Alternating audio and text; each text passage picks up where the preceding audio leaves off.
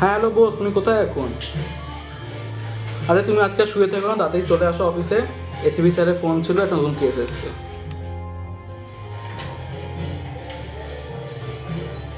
এই কেসের জ্বালা না, রাত্রে ঘুমোতেও দেবে না।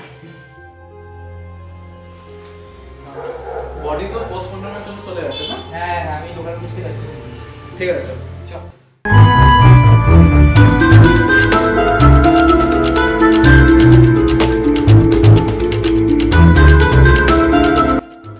এই দেখ, এখানটাতেই খুনটা হয়েছে। আর আলমারি দরজাটা খোলা, তো আমার নিশ্চয়ই চুরি হয়েছে।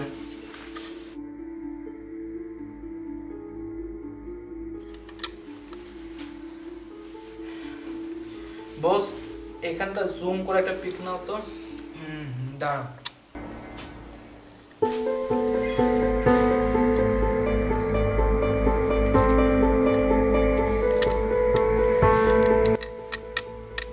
বস দেখো, রক্তটা এখন শুকায়নি, তার মানে মার্ডারটা নিশ্চয়ই বেশিক্ষণ হয়েছে। ওইখানটা শুকিয়ে গেছে, কিন্তু দেখো এখানে এখনো ভেজা। এই দেখো, এরা দিয়ে মনে মারাটা করেছে। হ্যাঁ, এটা রক্ত ছাপ। এখানে রক্তের দাগ লেগে আছে। লোকাল পুলিশ দেখতে পাইনি, মানে এখন ওয়াচম্যান হওয়ার যোগ্যতা নেই, লোকে পুলিশে ভর্তি হয়ে যাচ্ছে। তাহলে মার্ডার ওয়েপেনটা ল্যাবে পাঠিয়ে দাও, ঠিক আছে? ব্লাড টেস্ট রিপোর্টটা যেন তাড়াতাড়ি চলে আসে। ঠিক আছে। তা কি মনে হচ্ছে তোমার রায়, মারাটা কি চুরির জন্য হয়েছে? মার্ডারটা নিশ্চয়ই চুরির জন্য হয়নি, কারণ দরজায় কোনো রকম ফোর্স এন্ট্রির কোনো মার্ক নেই। মিস্টার মুখার্জির একটা ভাই আছে না, নিখিল, ও কোথায় এখন? ওর বাড়িটা সিল করে দিয়েছে, তাই জন্য মানে ও বন্ধু বাড়িতে আছে। আরেকটা কথা, বাপি নামের একটা গুন্ডা মার্কা ছেলে আছে না, ওই মিস্টার মুখার্জি হয়ে কাজ করতো, কিন্তু মিস্টার মুখার্জি মারা হওয়ার পর তোর পাত্তাই পাওয়া যাচ্ছে না। ও, তাহলে তো ওর ব্যাপারটাও দেখতে হচ্ছে।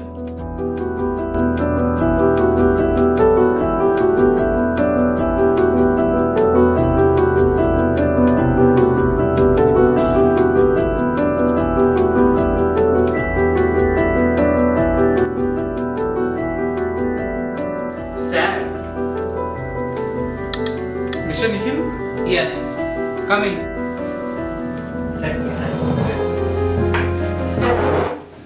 আই এম সো সরি আপনাকে এরকম কন্ডিশনে ডেকে পাঠানোর জন্য, কিন্তু কি বলুন তো, আমাদের কাজ তো আমাদের করতেই। সো মার্ডারের রাত্রিরে আপনি কখন বাড়িতে ফিরলেন, আর এসে কি দেখলেন? আসলে স্যার, সেদিন তো আমার বার্থডে ছিল, তাই রাত্রিরে ফ্রেন্ডসদের সাথে পার্টিতে ছিলাম। আমি তো ওই তখন প্রায় 2টো মনে হয়, তখন রাত 2টোর সময় বাড়ি ফিরেছি। আচ্ছা, 2টোর সময় ঢুকে আপনি কি দেখলেন? ওই যখন আমি ভেতরে ঢুকলাম ঘরের ভেতর, তখন দেখলাম যে দরজাটা আলতো করে ভেজানো ছিল। তারপর দরজাটা খুলতেই আমি দেখলাম, এ দাদা,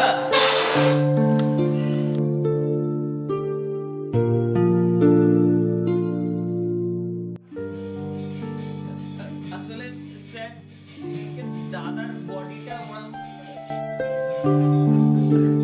দাদাকে কোনোদিন এরকম দেখতে হবে আমি বুঝতে পারি।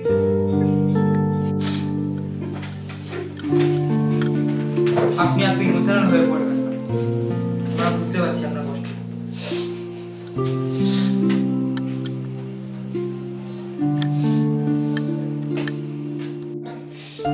ওনাকে তাড়াতাড়ি জল দেন।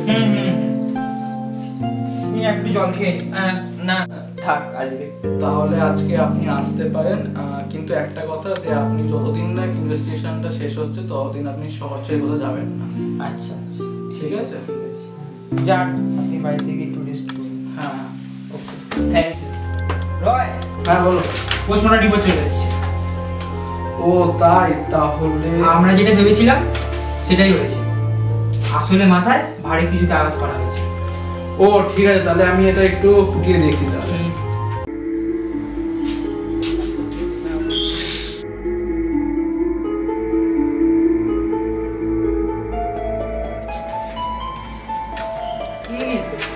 হ্যাঁ বাপি, চল চল, আয় আয়।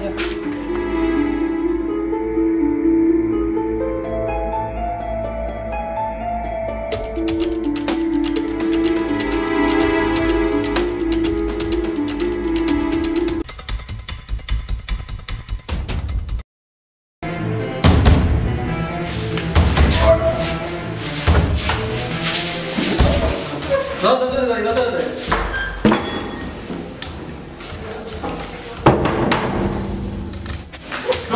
জানি তো এই মারছিস কেন? হ্যাঁ স্যার মারছেন কেন স্যার? মারতে কেন? পালালি কেন?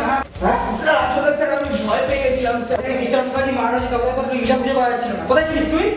দেখছো না? হ্যাঁ? হ্যাঁ? হ্যাঁ?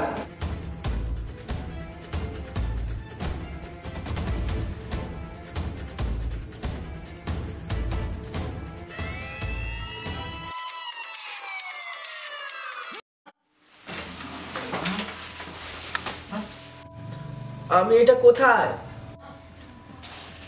ভালো করে দেখ, তুই কোথায়? মিস্টার মুখার্জি যখন মারা হয়েছিল রাতে দুটোর সময় তুই কোথায় ছিলি? আসলে স্যার আমি আমার মাকে দেখতে গেছিলাম, আর কলোনিতে আমি আমার নতুন একটা ফ্ল্যাট কিনেছিলাম, তাই জন্যই যেতে হয়েছিল। হ্যাঁ? তুই যে মাকে দেখতে গেছিলিস না? আমরা জানি না নাকি তোর মা কবে মারা গেছিল? মিস্টার রয়, রিপোর্টে দেখাতো। এই তো রিপোর্টটা। না না না দরকার নেই। তাহলে কেন গেছিলিস?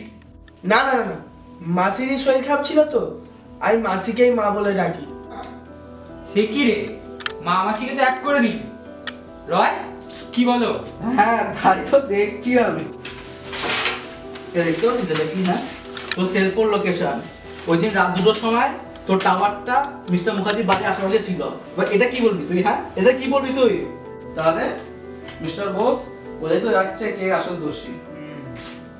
তাহলে তুই এখন আমাদের কাছে থাক।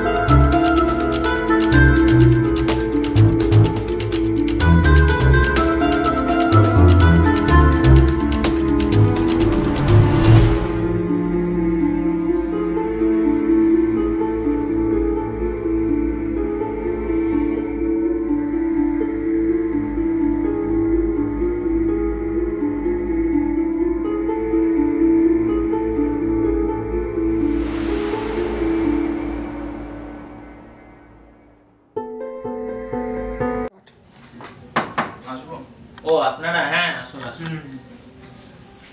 তো আপনার দাদার কেসটা মোটামুটি সলভই হয়ে গেছে। আর আপাতত এভিডেন্স থেকে আমরা যা বুঝতে পেরেছি আপনার দাদাকে ওই বাপি মার্ডারটা করেছে। ও আসলে দাদার হয়ে বাপি কাজ করতো তো, তাহলে মনে হয় দাদার সাথে কিছু টাকা পয়সা নিয়ে কোনো ক্যাচাল হয়েছিল, ওই কারণেই মার্ডারটা করেছে। হ্যাঁ, আর কি করা যাবে। আর স্যার তাহলে তো মোটামুটি সবকিছু তো ক্লিয়ারই হয়ে গেল কে কি করেছে। তো এবার যদি আপনারা পারমিশন দেন তাহলে আমি আমার বাইরে গিয়ে কাজটা সামলাতে পারি। হ্যাঁ হ্যাঁ, একদম। আর এই কিছু প্রপার্টি ক্লিয়ারেন্সের পেপার যদি আমরা একটু সাইন করে দিতেন। হ্যাঁ নিশ্চয়ই। আর এখানে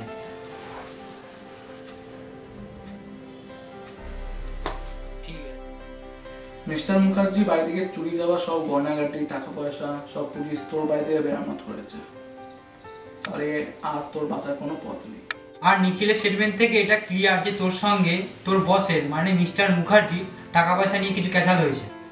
সে যাই হোক, তুই তো গেয়া জল যখন এত দূরই গড়ালো, তাহলে আসল কাহিনীটাই বলে দিই।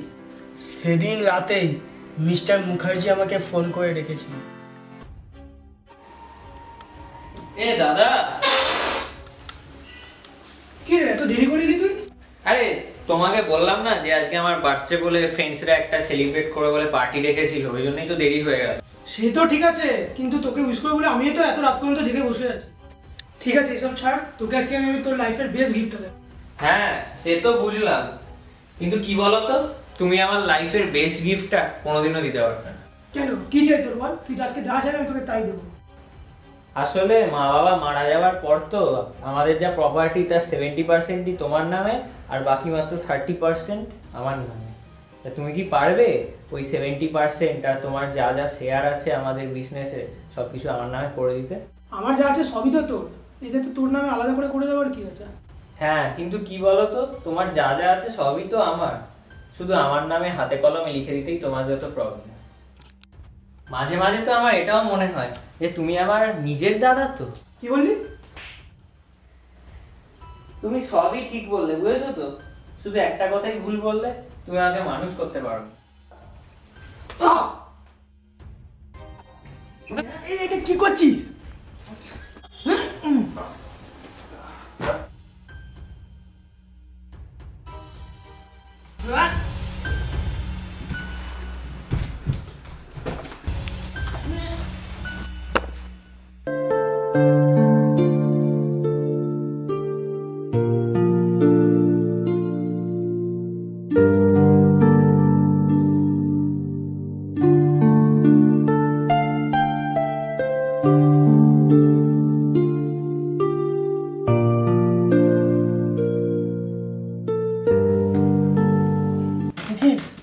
দেখ না তোর দাদা কি হয়ে গেল, শ্বাসও পড়ছে না।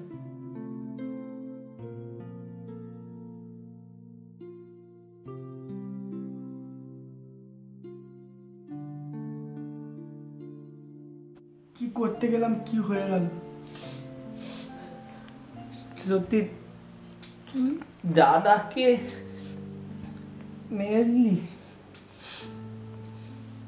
কিন্তু কি বলতো, তুই একদিকে আমার উপকারই করলি, কারণ দাদা বেঁচে থাকতে যেটা দিতে পারলো না সেটা মরে গিয়েই আমার হয়ে গেল। তাহলে শোন, তোকে যদি কেউ বাঁচাতে পারে এর হাত থেকে সেটা একমাত্র আমি। তুই তো অলরেডি দুখানা কেস খেয়ে বসে আছিস, এবার নিজেকে সামলাতে পারবি তো? তাই তোকে যদি কেউ একমাত্র বাঁচাতে পারে সেটা আমি, only I can save you. তো আমি যেরাম যেরাম বলবো পুরো সেরাম সেরাম করবি, এর বাইরে একটা কিছু করবি নিজে মরবি। আর শোন, তোর যা লাগবে তোকে কিছু টাকা দিচ্ছি, আর দাদার কিছু গয়নাগাটিও আছে সেটাও তোকে দিচ্ছি, তুই নিয়ে চুপচাপ শহর ছেড়ে চলে যা। বসের মার্ডারের পরে নিখিল বলেছিল ল্যাম্পটা পরিষ্কার করতে।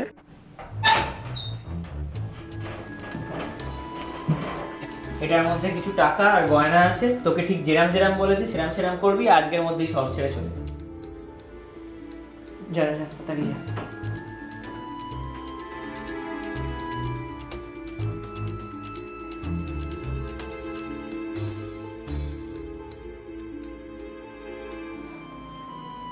Hello, police station? বাপি কথাটা তো পুরোপুরি ফেলে দেওয়া যাচ্ছে না, কি করা যায় বলতো? হ্যাঁ, কারণ দেখ এই পিকটা,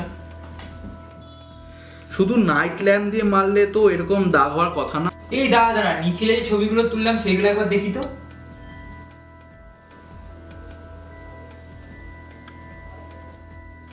এই দেখো তো, এটা নিখিলের আংটি ছাপল না তো? তার মানে এখন নিখিল কোথায়? ও শিট, ও তো এখন দুটো ফ্লাইটে বেরিয়ে যাচ্ছে।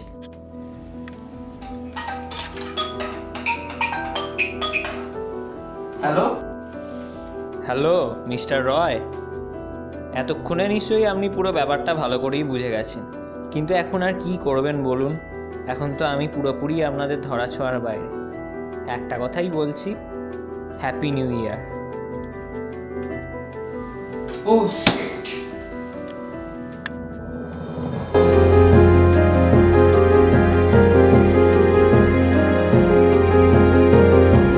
হে হ্যালো গাইস, এটা আমাদের ফার্স্ট ডিটেকটিভ শর্ট ফিল্ম, আর এটা আমরা অনেক কষ্ট করে বানিয়েছি। যদি আপনাদের ভালো লেগে থাকে তাহলে প্লিজ আপনারা লাইক আর সাবস্ক্রাইবটা করবেন, and press the bell icon. So wish you a very happy new year.